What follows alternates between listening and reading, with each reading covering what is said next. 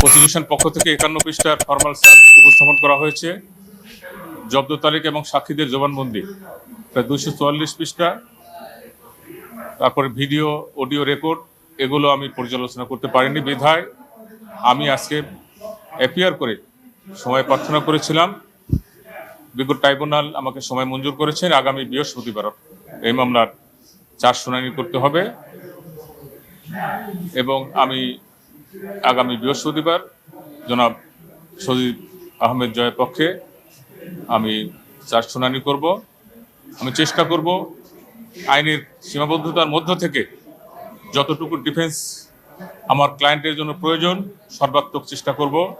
আমি সমস্ত সাক্ষী পর্যালোচনা করব এবং যে সমস্ত প্রসিকিউশন থেকে যে সমস্ত এলিগেশন আনা হয়েছে এলিগেশনকে ডিফেন্ড করার চেষ্টা করব।